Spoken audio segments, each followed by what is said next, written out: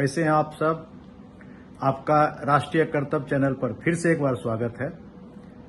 आगे बढ़ने से पहले वही आग्रह कि अगर आपने सब्सक्राइब नहीं किया है तो चैनल को सब्सक्राइब करें और लाइक करें, कमेंट्स करें और दूसरे को भी शेयर करें। आज जो विश्लेषण मैं करने जा रहा हूं वह है कि संजय सिंह की गिरफ्तारी और प्रधानमंत्री का डर। क्या सचमुच ऐसा ही है क्या? प्रधानमंत्री बहुत डरपोक हैं क्या? आप सब भी बताएं, आप सब भी इस बात को समझें, क्योंकि 2024 में जो इलेक्शन हो रहा है, केजरीवाल जी का कहना है कि प्रधानमंत्री डर गए हैं उससे।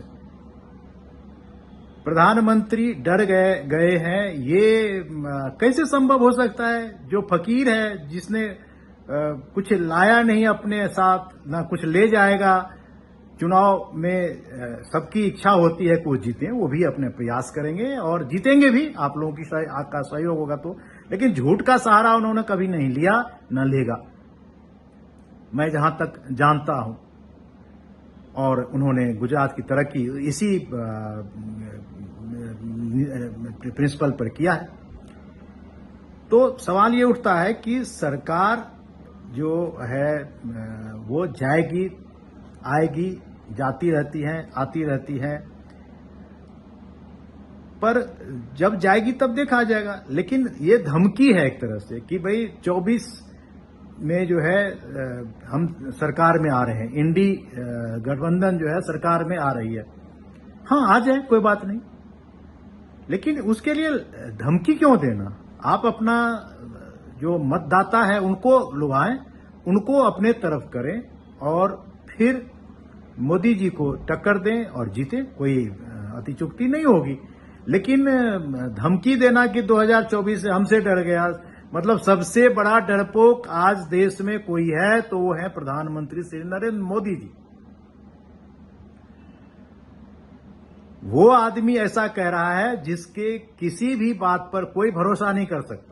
पहले खुद एक प्रिंसिपल बनाया हुआ था कि दागो और भागो, आरोप लगाओ और भाग जाओ, और उस आरोप लगाने में इनको अच्छी तरह से अरुण जेटली जी, सिरसा जी, पी चिदम्बरम जी, कपिल सिब्बल जी ने अच्छे जो है घुटने पे टिकाया और माफी मंगवाया। सिर्फ और सिर्फ झूठी पेशकश के लिए झूठा दस्तावेज पेश करके कि ये चोर है। सभी चोर, इनके अलावा कोई चोर नहीं, बाकी सभी चोर हैं। यही सिर्फ जो है ईमानदार हैं, और कट्टर ईमानदार क्या है वो अब आपके सामने जो है सभी तरह के चरित्र और चाल चलन और सभी तरह का जो है प्रतिभा दिख रहा है कि किस तरह से वे अपने बात पर कायम ही नहीं रहते।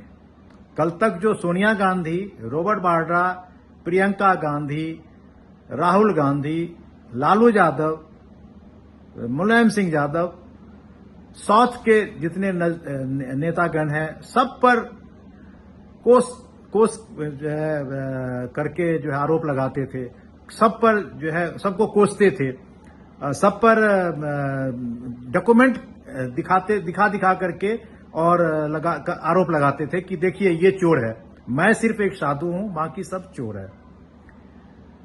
लेकिन बात ये केजरीवाल की अभी नहीं हो रही है। केजरीवाल के आरोप जो प्रधानमंत्री पे नए आरोप लगाया कि सबसे बड़ा चोर प्रधानमंत्री है और सबसे बड़ा डरपोक प्रधानमंत्री है, इस पर आज बात हो रही है। ये तब बात शुरू हुई जब संजय सिंह अरेस्ट हो गए। अब संजय सिंह अरेस्ट क्यों हुए और संजय सिंह के अरेस्ट होने के पीछे प्रधानमंत्री का डर है, ये तो समय बताएगा। लेकिन मैं एक ब्रीफ आपको संजय सिंह के बारे में बता देना चाहता हूं। संजय सिंह का जन्म सुल्तानपुर में जो यूपी में है वहां हुआ था। इनके पिताजी शिक्षक थे और इन्होंने जो है अपनी पढ़ाई जो है वो माइनिंग में डिप्लोमा कर रखी है और लगभग 8-10 तरह के जॉब इन्होंने अपने राजनीति जीवन में आने से पहले किया था। इसके बाद इन्होंने 1994 में सुल्तानपुर समाज सेवा संगठन का आरंभ किया था, उसको संगठित किया था, और 2012 में जो है इनका राजनीतिक कैरियर शुरू हुआ। आम आदमी पार्टी से इंडिया अगेंस्ट करप्शन से शुरू हुआ। लेकिन कितने बड़े करप्शन में ये सब घुल मिल गए, ये तो जो है आपको दिख रहा है सामने में, जो नजर के सामने है। एक समय था जब ये लोग आते थे खुल करके सामने और कहते थे कि फला नेता चोर है, फला मंत्री चोर है, ये मेरे पास सबूत है, मेरे पास ये सबूत है। और जब शीला दीक्षित जी के ऊपर आरोप लगाया, जब वो चीफ मिनिस्टर बने, तो कहां वो भ्रष्टाचार ही खत्म हो गया, वो सब कुछ भी शेष नहीं रह सका। तो ये जो सारी चीजें हैं, ये सारी चीजें जो है इनकी एक नीति थी, दागो और भागो। अब जो है ये अभी आपको बताऊं कि 4 अक्टूबर 2023 में ईडी ने संजय सिंह के घर में रेड किया। 10 घंटों तक रेड चली। अब संजय सिंह और आम आदमी पार्टी के जो नेतागण हैं, उनका कहना है कि संजय सिंह के घर से कुछ भी नहीं मिला।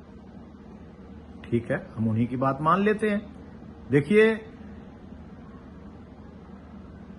जो सच्चाई है वो सामने आ ही जाती है। संजय सिंह के पिताजी मीडिया के सामने आए और उन्होंने कहा कि 8-10 घंटे तक रेड हुई थी, और कुछ जो जब इतनी बड़ी रेड होती है तो कुछ न कुछ तो मिलता ही है। मतलब छुपे रूप से उन्होंने दबे जवान से यह बात स्वीकार किया कि कुछ न कुछ मिला है। अब क्या मिला, तो उनका कहना है कि लैपटॉप ले लिया, मोबाइल ले लिया। तो ये सब चीजें जो है, डाटा जब तक दोबारा से रिक्यूब नहीं होगा तब तक जो है ये चीजें नहीं कही जा सकती, और बिना सबूत के किसी को भी अरेस्ट ईडी नहीं करती है। ईडी ने अरेस्ट किया है, उसके पीछे दिनेश अरोड़ा का बयान है, और दिनेश अरोड़ा सरकारी गवाह है।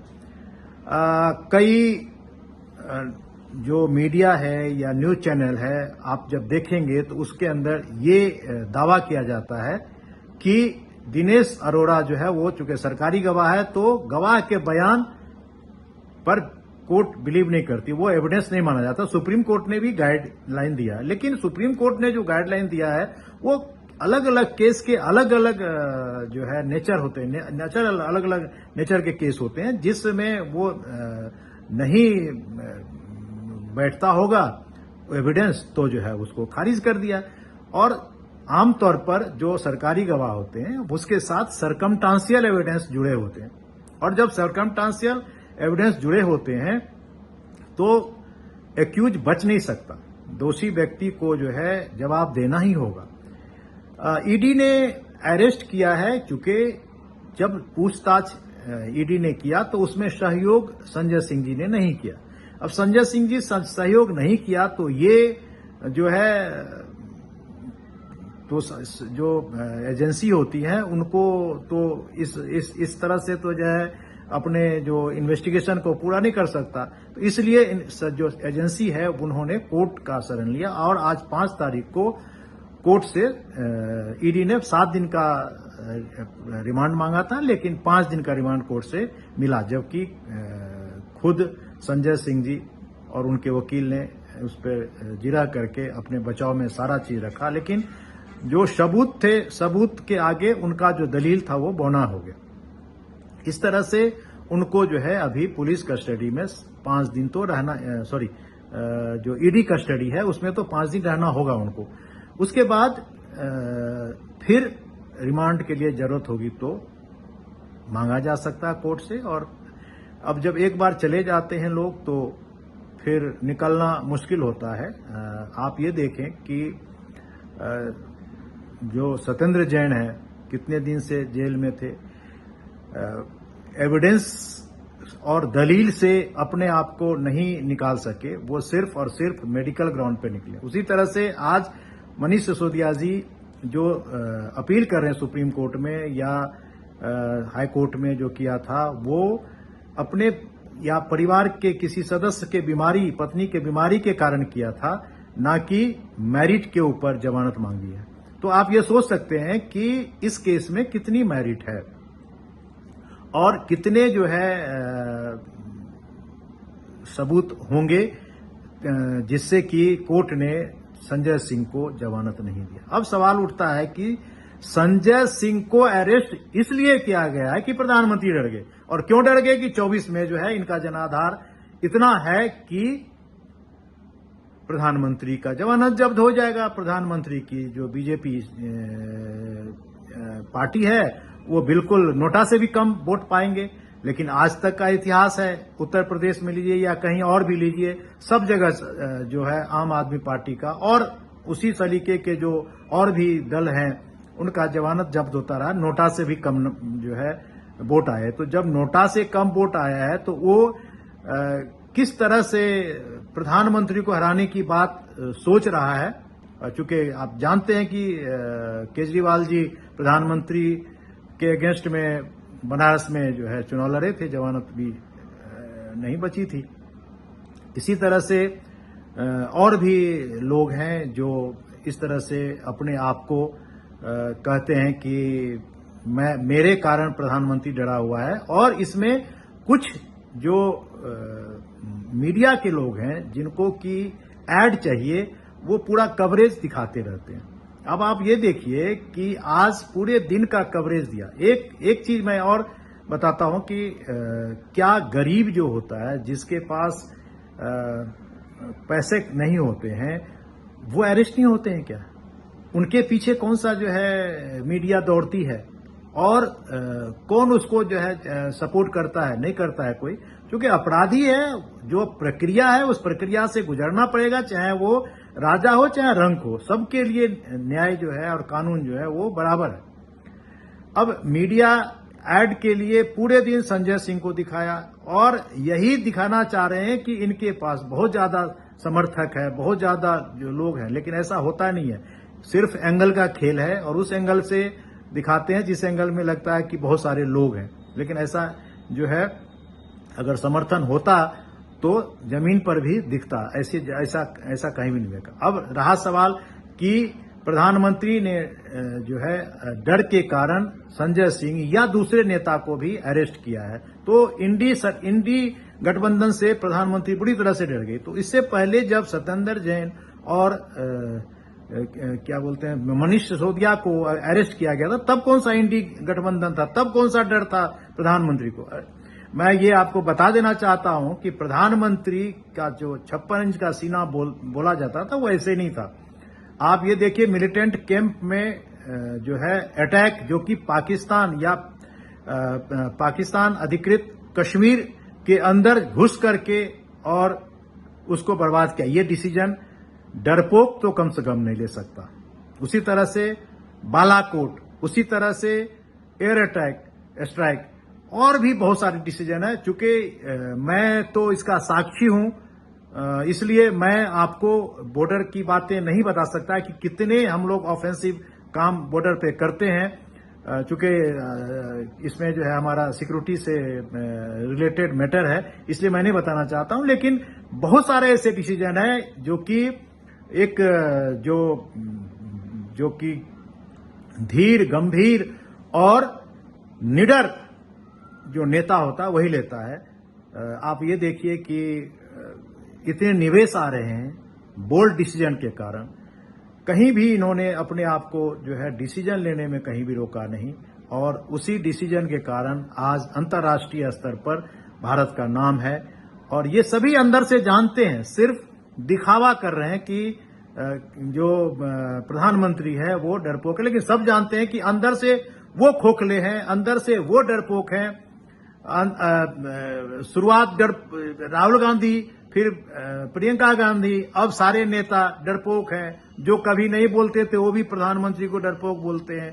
तो डरपोक अगर होते तो इतना बड़ा काम नहीं होता और देश इतनी आगे नहीं बढ़ती। मैं अपने इस चर्चा को, विश्लेषण को यहीं पर विराम देता हूं। मैं एक बार फिर आप सबसे आग्रह करता हूं कि अगर आपने अभी तक सब्सक्राइब नहीं किया है तो चैनल को सब्सक्राइब करें, यह आपका अपना चैनल है। लाइक करें और अगर इनके कंटेंट अच्छे लगते हैं तो कमेंट्स करें, ताकि हमें और भी आगे इसको ऊंचे स्तर पर ले जाने में सहायता मिलेगी।